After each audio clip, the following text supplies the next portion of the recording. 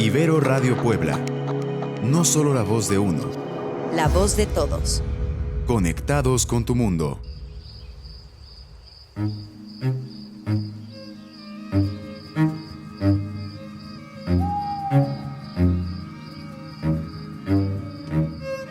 Caminos del Viento. Voces y silencios de los derechos humanos.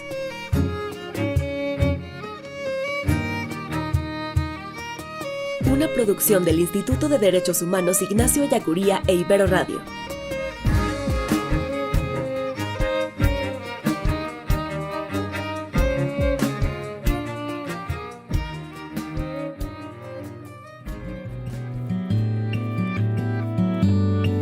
Bienvenidas y bienvenidos a un nuevo episodio de Caminos del Viento, un programa del Instituto de Derechos Humanos Ignacio Ellacuría en colaboración con Ibero Radio. Mi nombre es Cuauhtémoc Cruz Isidoro y en este capítulo estaremos revisando el panorama de la violencia contra las mujeres, cómo van las cifras, qué nos dicen, ha bajado. Por ahí revisaremos una frase del informe presidencial donde habla que ya hay menos feminicidios. ¿Es cierto? ¿No es cierto? ¿Qué nos dicen las cifras oficiales y no oficiales? Los acontecimientos en la sede de la Comisión Nacional de Derechos Humanos este fin de semana circularon en redes sociales diversas fotografías de la toma de las instalaciones en el Centro Histórico de la Ciudad de México. Veremos cuál es el origen de estas protestas, qué reclaman y sobre todo qué ha dicho el gobierno federal en torno a estas manifestaciones, a estas exigencias de justicia por parte de víctimas de violencia contra las mujeres. Hablaremos también de la ratificación por parte de México de la competencia del Comité contra la Desaparición Forzada de las Naciones Unidas, qué implicaciones tiene, qué hay de novedoso, y también nos acompañará Jaime Vigil Escalera Sánchez, integrante del Observatorio de Violencia Social y de Género. Este será el programa. Los invitamos a quedarse en los próximos minutos para ir desmenuzando juntos estos temas. Antes de iniciar, les compartimos que nos pueden encontrar en Twitter en @idie_iberopue y @iberomediospue, y en Facebook como Instituto de Derechos Humanos Ignacio Ellacuría y Medios Universitarios Ibero Puebla. Como siempre, un gusto tener a Vicky Morales en la producción. Sin más, arrancamos con este capítulo de Caminos del Viento. Semana de posinforme presidencial, ya lo platicábamos en el capítulo anterior, arranca el mes de septiembre y arrancó con informe, con mensaje del presidente de la República sobre la situación que vivimos en nuestro país, y el tema de la violencia contra las mujeres estuvo presente en este mensaje del presidente Andrés Manuel López Obrador, al declarar que, entre otros delitos, entre otras cifras, ha ido a la baja el tema de los feminicidios. Hay menos feminicidios, ha dicho el titular del Ejecutivo. ¿Es cierto? ¿Es falso? ¿Qué nos dicen los datos oficiales? El equipo del Sabueso, de Animal Político, realizó su famoso verificado y encontraron lo siguiente. De acuerdo con el documento Información sobre Violencia contra las Mujeres del Secretariado Ejecutivo del Sistema Nacional de Seguridad Pública, hay una tendencia a la alza de los delitos de feminicidios desde hace 5 años. En junio de 2020, reporta Animal Político, de acuerdo con la información del secretariado, se registraron 96 presuntos feminicidios. Para julio, la cifra bajó a 73 feminicidios. Sin embargo, aclara Animal Político, por el hecho de que se hayan registrado menos casos en un solo mes, no significa que la tendencia sea a la baja. Para ello, la cifra debe de mantenerse a la baja durante un periodo considerable, y en este caso no es así. De acuerdo con las propias cifras del gobierno, el número de feminicidios no se ha reducido. En 2018 se registraron 891 presuntos feminicidios. Para 2019, primer año del actual gobierno, subió a 934, y en los primeros 7 meses de este 2020 ya se habían registrado 549 presuntos feminicidios, es decir, más de la mitad que el año anterior. Es importante señalar que el 5 de marzo de 2018 se establecieron los lineamientos para el registro y clasificación de los presuntos delitos de feminicidios para fines estadísticos, de acuerdo con lo que también reporta Animal Político, por lo que no todos los casos de mujeres que son asesinadas se consideran feminicidios. Existe un segundo conteo sobre presuntas víctimas mujeres de homicidio doloso, donde la tendencia también va al alza, y en este caso, el mes en el que más delitos de este tipo se han registrado en los últimos 5 años fue abril de 2020. Esto es lo que reporta Animal Político, con la cual no se podría comprobar esta frase o este dicho del presidente Andrés Manuel López Obrador sobre que el número de feminicidios ha ido a la baja.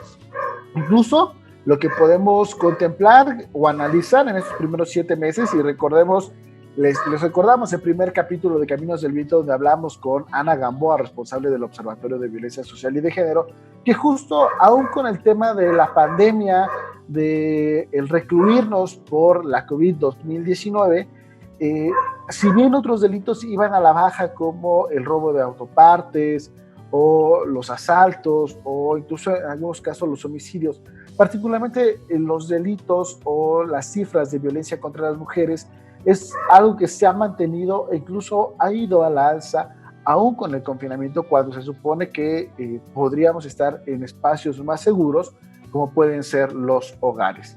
Y bueno, a este análisis que ha hecho Animal Político, también nos hemos sumado desde el Observatorio de Violencia Social y de Género, al realizar un ejercicio comparativo con los datos oficiales, igual datos provenientes del Secretariado Ejecutivo del Sistema de Seguridad Pública, del Sistema Nacional de Seguridad Pública, y que recordemos, estos datos se obtienen a partir de la información que envían las propias fiscalías a nivel estatal sobre diversos delitos y que son consideradas a nivel general como cifras o datos oficiales. ¿Cómo andamos en la violencia feminicida en México? Bueno, ya nos lo señalaba Animal Político y también, sin embargo, también el Sabueso. En estos primeros 7 meses, entre enero y julio de 2020, a nivel nacional se registraron 549 presuntos feminicidios.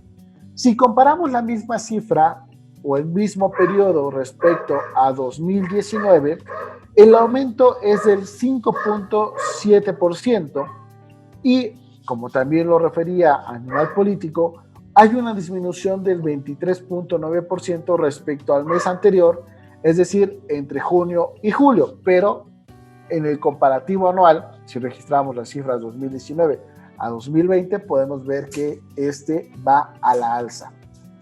Entre los estados con más casos registrados ocupan el top número 5, el Estado de México en primer lugar, seguido por Veracruz, después por la Ciudad de México, Nuevo León y en quinto lugar Puebla. En los municipios con más casos de feminicidios o presuntos feminicidios registrados, se encuentra en primer lugar a nivel nacional Tijuana, seguido por Ciudad Juárez, Culiacán, Monterrey y San Luis Potosí. Esas son cifras a nivel nacional. Si nos acercamos a las cifras estatales, en Puebla, de acuerdo con el mismo secretariado, se tuvieron entre enero y julio 38 presuntos feminicidios, es decir, comparado igual con el año anterior, con el mismo periodo de 2019, hubo un aumento del 5.5% entre las cifras 2019 y las cifras 2020. Aunque también, al igual que a nivel nacional, si comparamos las cifras entre el mes anterior, que es decir, junio, cuando se registraron 8 casos, y julio, cuando se registraron apenas 3 casos, la disminución es del 62.5%. Lo que podemos ver es que tanto a nivel nacional como a nivel local, en el último mes ha ido a la baja. Sin embargo, de nuevo, si comparamos las cifras por periodo, hay una alza. Y ya lo comentábamos también, Puebla ocupa este quinto lugar a nivel nacional con más casos registrados de feminicidios, pero también ocupa el quinto lugar a nivel nacional con más feminicidios de menores de edad, algo que también es preocupante. Ya lo platicábamos en el primer episodio con Ana Gamboa, justo de repente este incremento en la violencia feminicida, particularmente contra las niñas, contra las adolescentes, que vemos como un foco rojo que a la vez se va sumando también, si recuerdan, y les invitamos a consultar también el capítulo de la semana pasada, cuando hablamos con Tadeo Luna de la Mora, responsable de Seguridad y Justicia, que también había un foco rojo en cuanto a la desaparición de niños, niñas y adolescentes en Puebla, ¿no? Entonces, justo si vamos cruzando estos datos, si vamos poniéndola como piezas de rompecabezas, pues vamos encontrando que particularmente los niños, las niñas en nuestro estado son un grupo vulnerable a la situación de violencia. Y sobre los municipios con más casos oficiales, los 7 municipios que se encuentran dentro del top 100 nacional correspondientes a Puebla se encuentran, en primer lugar, en el 9º nacional, Puebla Capital, seguido por Zacatlán, que se ubica en la posición número 24, Chietla en el número 43, San Martín Texmelucan en el número 45, de ahí nos vamos hasta la posición 85 con Coronango, en la posición 86 Palmar de Bravo y en la posición 87 San Salvador Huixcolotla. Esos si nos basamos en datos del Secretariado Ejecutivo. Ahora, si también hacemos un comparativo entre los datos del Observatorio de Violencia Social y de Género, que recordemos son datos que se obtienen a partir de registros hemerográficos y del protocolo latinoamericano de modelo de registro de asesinatos o homicidios violentos contra mujeres, lo que podemos encontrar es que también entre enero y julio, mientras la Fiscalía General del Estado registró oficialmente 39 feminicidios, en Puebla tendríamos 46 probables feminicidios a partir de nuestro registro hemerográfico. Por un lado, la cifra más alta se va a encontrar en el mes de febrero, donde coinciden tanto el registro de la Fiscalía como del OVCG con 10 casos, mientras que el punto más bajo va a ser por parte de la Fiscalía durante abril y mayo, cuando se registraron 3 casos por cada mes, al igual que en julio, mientras que del Observatorio de Violencia Social y de Género solo alcanza esta cifra el mes de mayo, también con 3 casos, ¿no? De ahí podemos ver que son un poco más elevadas las cifras del Observatorio de Violencia Social y de Género, lo cual nos lleva a que también pueda haber un subregistro de estos datos. Y acá es donde luego nos han preguntado, ¿por qué la Fiscalía dice que entre enero y julio son 39 feminicidios y si esos mismos datos son los que se envían a el secretariado, ahí dicen que son 38? A veces resulta que en la documentación hay algunos casos que dejan o no cumplen con los criterios de feminicidio y se actualizan y justo pierden como este criterio, pasan a ser un homicidio violento, o viceversa, que la Fiscalía ya los empieza a considerar como feminicidios, aun cuando en el reporte al secretariado quedan como homicidios violentos. Por eso es que a veces también entre las cifras oficiales podemos ver que hay diferencias, lo cual nos lleva a también poner el ojo en cómo se están documentando estos hechos de violencia. Y pues bueno, hablando justo de este contexto de la violencia contra las mujeres, Jaime Vigil Escalera Sánchez, estudiante de Servicio Social del Observatorio de Violencia Social y de Género, nos comparte ahora su análisis y su reflexión en torno a qué nos toca como hombres hacer frente a este escenario del androcentrismo, de cómo podemos tener a partir de nuestras formaciones cotidianas el machismo asimilado como algo normal, cómo normalizamos esta violencia y qué podemos hacer, qué luces podemos encontrar. Vamos a escuchar a Jaime Vigil Escalera Sánchez y continuamos aquí en Caminos del Viento. Hola a todos, me llamo Jaime Vigil, soy alumno de Psicología y este semestre estaré haciendo mi servicio social en el Observatorio de Violencia Social y de Género.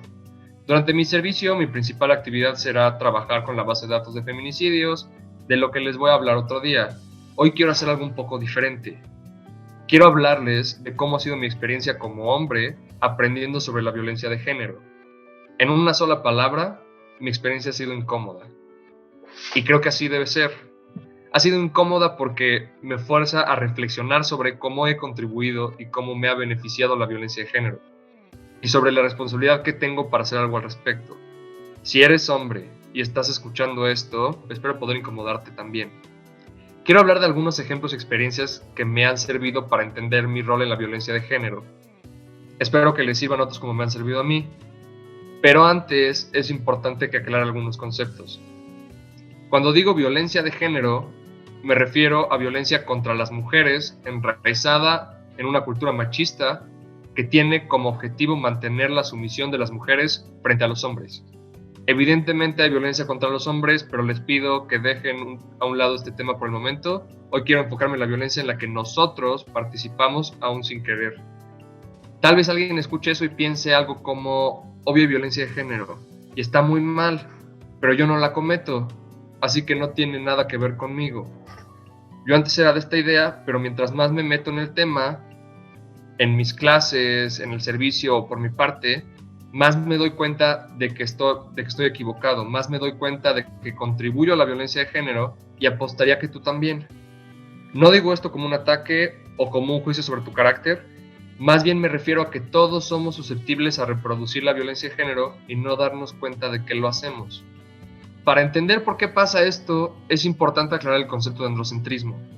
Cuando digo androcentrismo me refiero a tomar una visión de hombre como parámetro de cómo es y debe ser el mundo.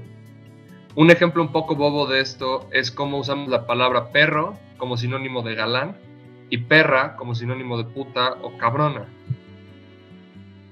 Quien sea puede ser androcentrista, pero quiero concentrarme en un problema particular que tenemos los hombres. ¿Cómo podemos dejar de ver el mundo con una visión de hombres si somos hombres? No sé cómo resolver el cómo, pero si queremos hacer algo sobre la violencia de género, tenemos que intentarlo. Un buen inicio puede ser escucharlas, ponerles atención y reconocerlas como personas con derechos. También sé que si no logramos ver más allá de la visión de hombre, podemos estar cometiendo violencia sin darnos cuenta o tomando como normal la violencia que otros cometen. Debido a esto, no cometer violencia de género no es suficiente para dejar de contribuir a la violencia de género. Debemos oponernos a ella y esto implica ver más allá de lo que nos viene natural. Con esto en mente, quiero darte un segundo para que pienses cómo te relacionas con la violencia de género. ¿Gané mi apuesta? Ahora sí, vamos con los ejemplos. Tal vez escucharon sobre el escándalo reciente con Luisito Comunica. Por si no te enteraste, Luisito subió una foto donde dice "tus nalguitas serán mías". Las redes, como suelen hacer, explotaron. ¿Pero realmente hay un buen motivo para que explotaran? La respuesta corta es que sí. La respuesta larga es que por supuesto que sí. El comentario es machista e inapropiado, algo que el mismo Luisito admitió y a lo que pidió disculpas. ¿Cuál es la lección de todo esto? Luisito subió una foto que le parecía chistosa y lo hizo con el consentimiento de su novia, quien incluso posó para la foto. Pero todo esto no cambia el hecho de que el contenido de la foto fue machista. Esto nos demuestra que hay cosas que nos pueden parecer inofensivas, normales o hasta chistosas, pero solo nos parecen así por verlas desde nuestra visión de hombres. Luisito tiene millones de seguidores y muchos de ellos le señalaron que lo que hizo estuvo mal, lo que él reconoció y agradeció, pero nosotros no tenemos los mismos seguidores. Nosotros podríamos estar haciendo y diciendo cosas inapropiadas sin que nadie nos diga que está mal, o incluso con gente que nos lo aplaude y nos reafirme que es normal. Por eso es tan importante que nos sensibilicemos y veamos más allá. Ok, supongamos que ya nos sensibilizamos. ¿Con esto es suficiente? Ya dije antes mi opinión. No. Pero hay otro punto sobre esto que me gustaría mencionar. Es más fácil hacernos conscientes de las fallas en los demás que las nuestras. Veamos otro ejemplo. En los eventos que organizó la universidad para los hombres durante el paro del 9 me di cuenta de una cosa que me decepcionó mucho. Participaron muchos, pero todas las participaciones que escuché eran sobre cómo el machismo lo hacían otros, yo no porque soy bueno, y cómo el machismo me ha afectado a mí como hombre sensible que soy. Ninguna vez escuché a alguien decir, yo he realizado estas conductas machistas. Incluso yo he dedicado esta cápsula para hablar de cosas que han hecho otros, así que voy a hacer algo al respecto. Yo entrené box durante más de 6 años y durante todo ese tiempo yo y todo mi equipo decíamos cosas como apúrate, pareces vieja, o no seas puto y pega más fuerte. Y lo peor Yo me apuraba y pegaba más fuerte porque no quería ser vieja y mucho menos puto. Si alguna vez has hecho deporte en grupo, seguro mi ejemplo te parecerá de lo más normal. Y eso es exacto el problema. No tenemos que hacer algo drástico para contribuir a la violencia de género. Lo podemos hacer desde lo cotidiano y ni siquiera darnos cuenta. Quiero cerrar con un último ejemplo.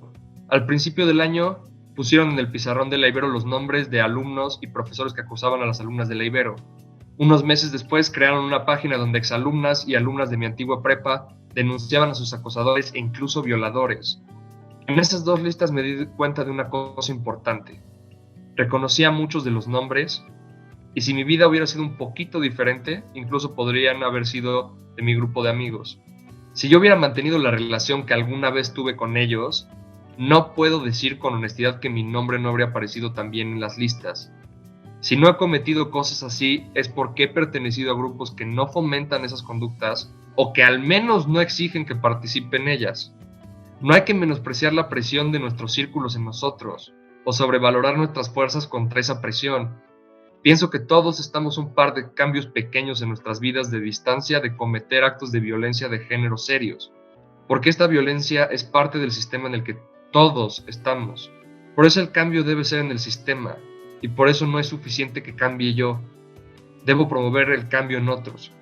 Pero creo que no lo hacemos porque implica darnos cuenta de que somos más vulnerables de lo que nos gustaría, porque implica meternos en broncas con los que están en nuestros grupos, y porque implica que perdamos ventajas como hacer cosas que están mal sin consecuencias. Les agradezco por escucharme, espero haberles dado algo en qué pensar. Y continuamos aquí en Caminos del Viento. Les recordamos que nos pueden encontrar en nuestras redes sociales, @irie_iberopue y @iberomediospueb, y en Facebook como Instituto de Derechos Humanos Ignacio Ellacuría y Medios Universitarios Ibero Puebla. Ahí los escuchamos, sus dudas, sus comentarios, que nos ayuden a fortalecer este podcast que hacemos desde la Ibero Puebla. Y seguimos con el tema de la violencia contra las mujeres. Ahora el foco se ha centrado en la sede de la Comisión Nacional de los Derechos Humanos.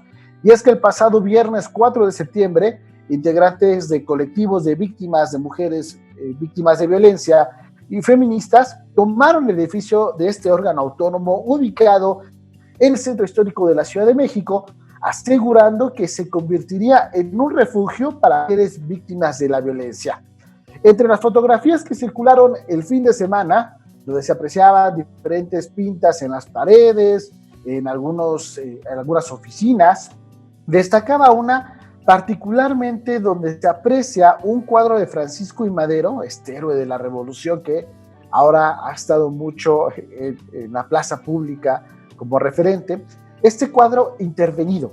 Y resulta que el cuadro fue intervenido, fue pintado por la hija de Erika Martínez, quien es una de las víctimas de violencia que reclaman justicia porque su caso no ha encontrado una salida y su agresor sigue estando libre.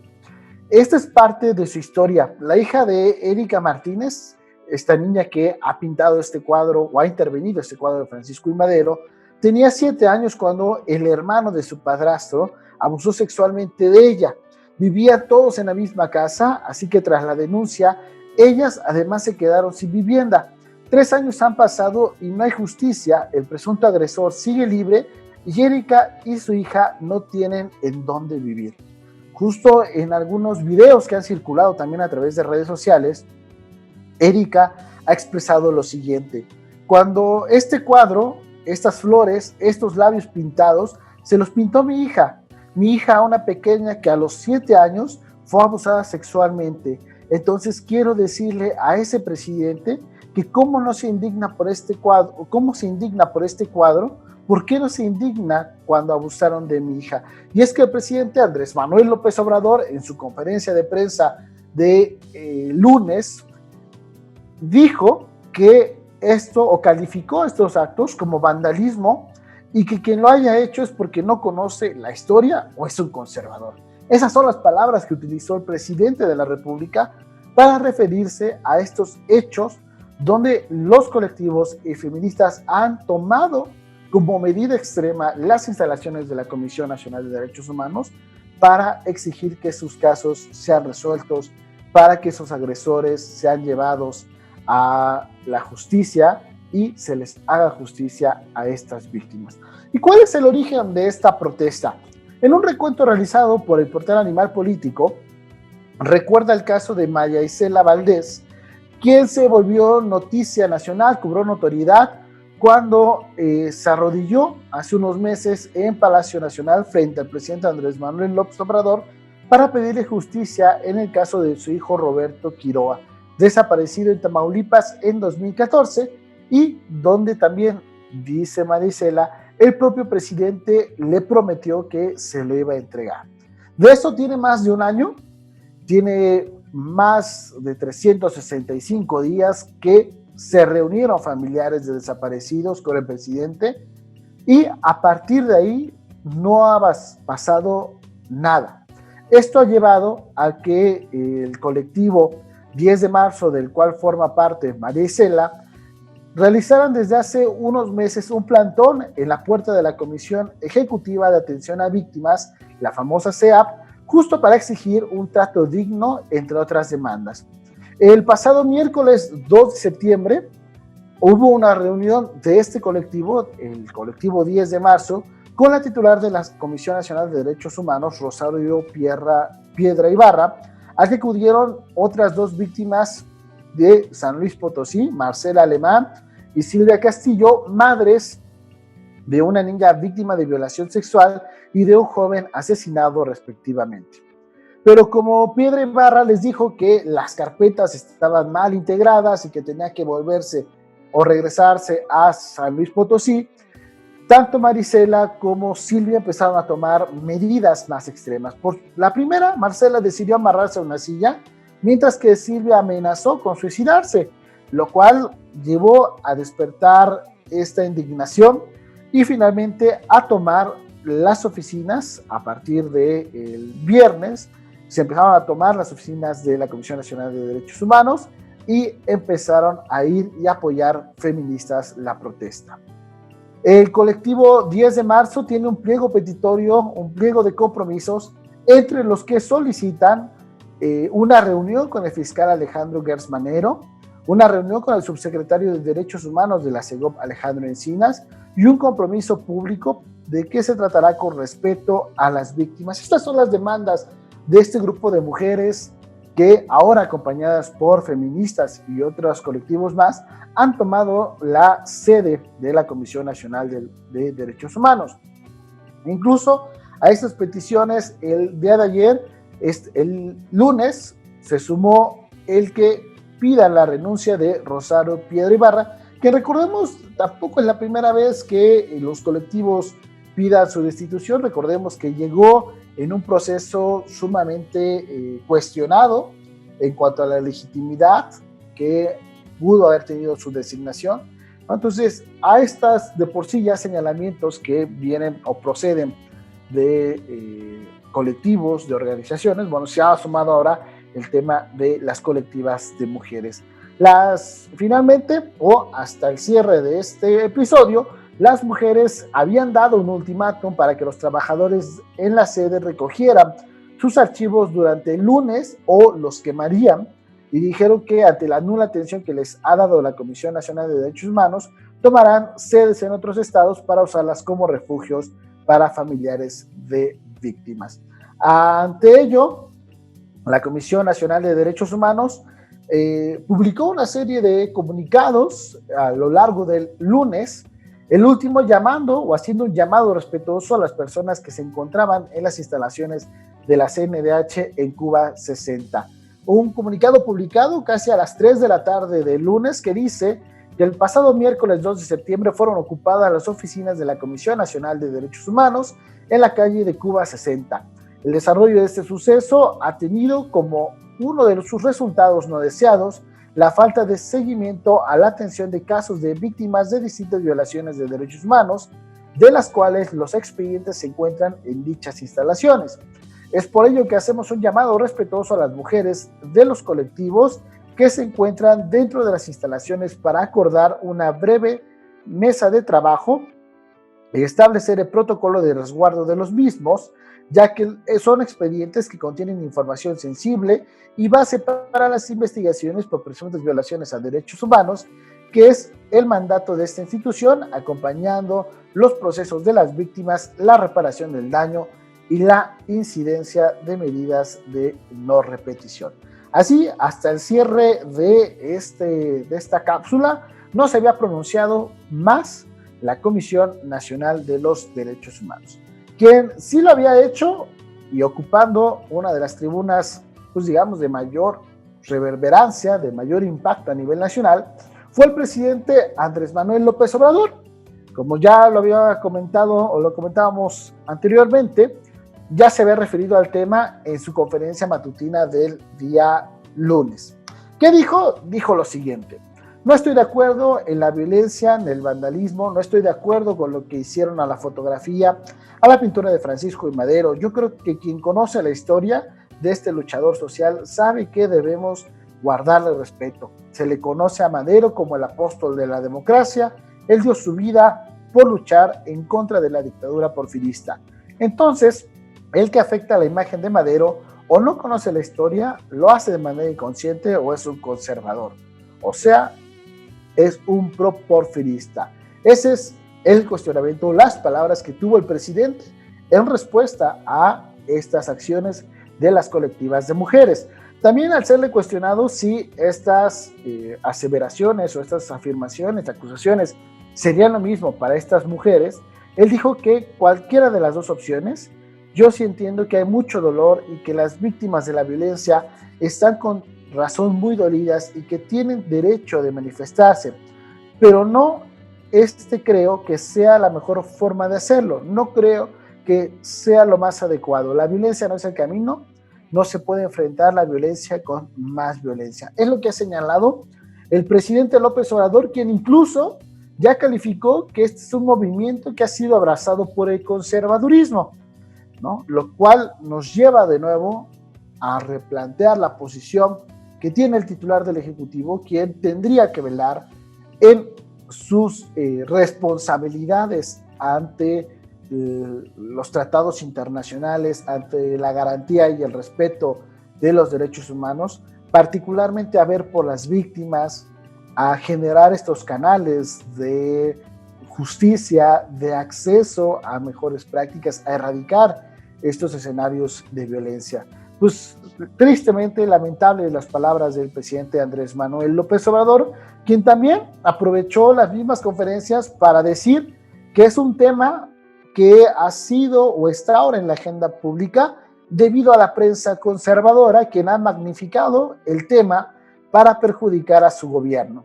En la conferencia de prensa del martes dijo que hay mucho enojo, mucho coraje contra Rosario Piedra, sobre todo del grupo de los conservadores, por la mamá, por doña Rosario y por el hermano desaparecido. Esas son las palabras que ocupó el presidente Andrés Manuel López Obrador, que de nuevo vuelve a atacar a la prensa. También en esa misma conferencia señaló a un grupo de medios de comunicación, entre ellos la revista Nexos, Letras Libres y Clio, así como Reforma, de ser un agrupamiento conservador que quisiera que se mantuviera el mismo régimen de corrupción, de injusticias y privilegios. Es lo que ha señalado el presidente, quien nos acusó de recibir millones de pesos de administraciones anteriores por el concepto de publicidad y otras actividades. Recordemos que también las agresiones no son nuevas, estas agresiones contra la prensa. Ya hace unas semanas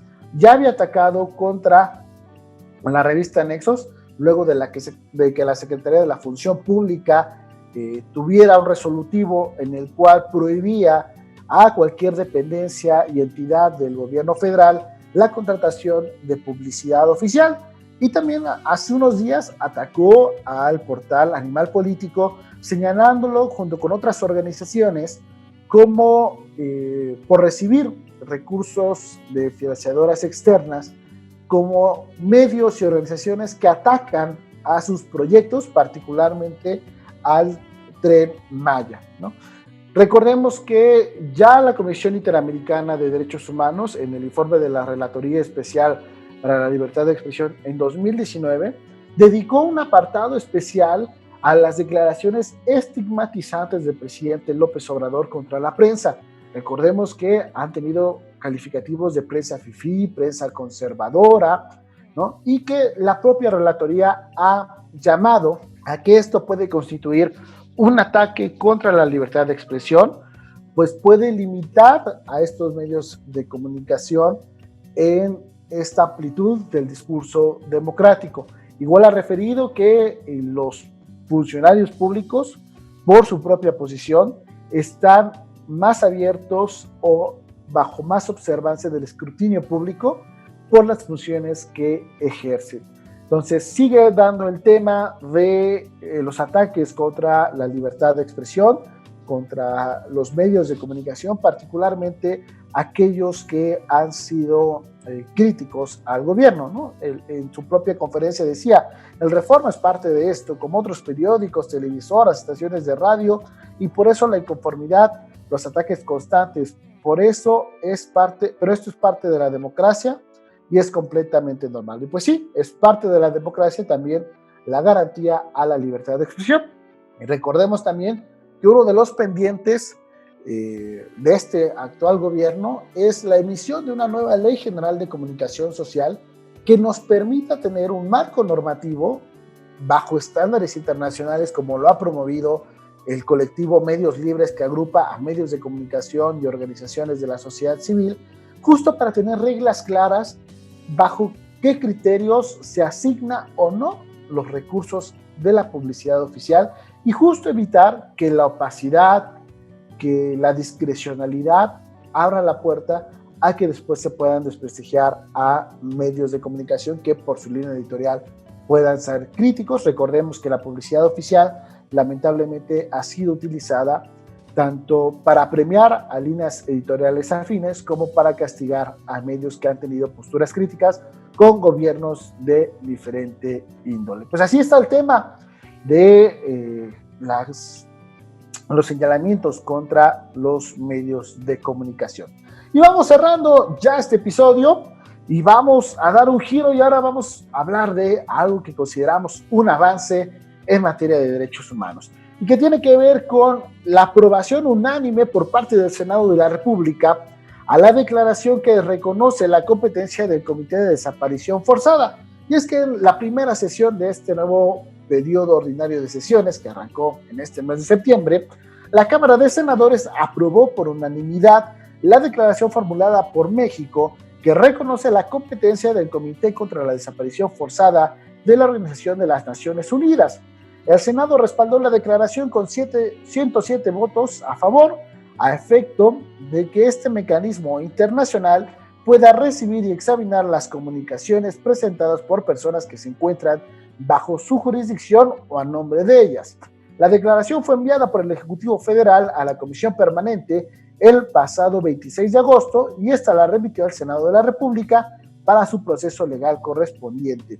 Al respecto, la Junta de Coordinación Política propuso que se dispensaran los trámites del documento y se pusiera a discusión del Pleno, a efecto de que fuera aprobado en la primera sesión ordinaria, pues se trata de un asunto de gran importancia para el país, es lo que ha reportado el propio Senado de la República.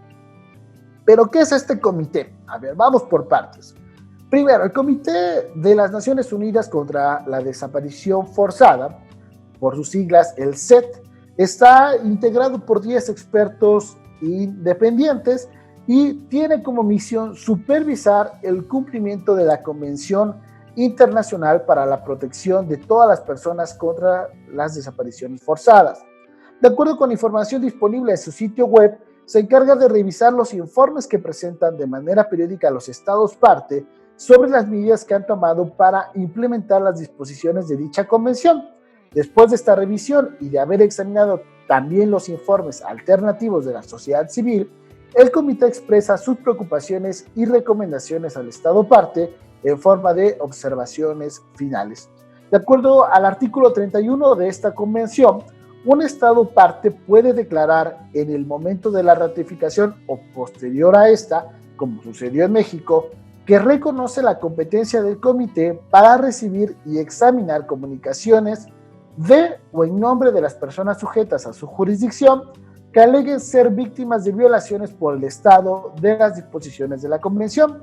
El comité no admitirá ninguna comunicación relativa a un Estado parte que no haya hecho tal declaración. Ese es el avance que se dio en nuestro país. Si bien ya México había ratificado antes la Convención Internacional para la Protección de todas las personas contra las desapariciones forzadas, no había ratificado o había aprobado la competencia de este comité. Entonces, a partir de ahora, ya las víctimas de desaparición forzada tendrán una nueva puerta para poder exigir su acceso a la justicia en manos del Comité de las Naciones Unidas.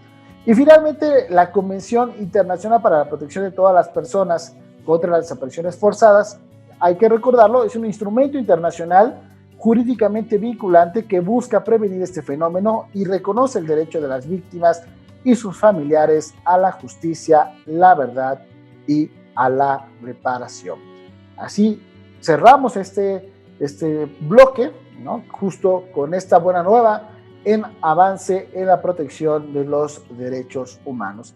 Y antes de irnos, hacerles la invitación a todas las que nos escuchan en las diferentes plataformas.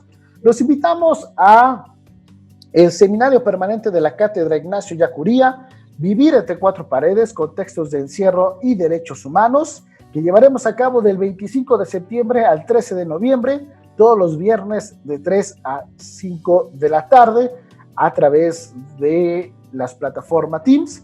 Pueden registrarse escribiéndonos al correo ixchel.granados@iberopuebla.mx. Tenemos sesiones sobre prisión y mujeres, prisión y poblaciones indígenas, centros de detención de migrantes, hospitales psiquiátricos, asilos y casas de retiro, centros de conversión sexual e infancia institucionalizada. Y en ese mismo marco del seminario permanente de la Cátedra Ellacuría, también los invitamos a el 24 de septiembre a la conferencia Prisiones en México, Retos y Posibilidades, que imparte la doctora Elena Saloa Garrido, investigadora del Centro de Investigaciones y Estudios Superiores en Antropología Social, jueves 24 de septiembre a las 3 de la tarde a través del canal de YouTube de la Universidad Iberoamericana Puebla. Mi nombre es Cuauhtémoc Cruz, muchísimas gracias. Recuerden que tenemos una cita todos los jueves en punto del mediodía a través de sus plataformas preferidas. Hasta la próxima.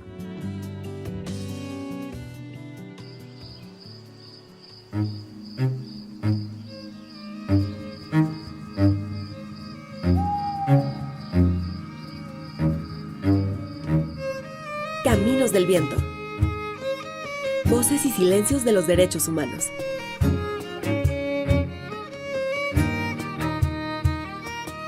Una producción del Instituto de Derechos Humanos Ignacio Ellacuría e Ibero Radio. Escucha nuestro siguiente podcast de Caminos del Viento.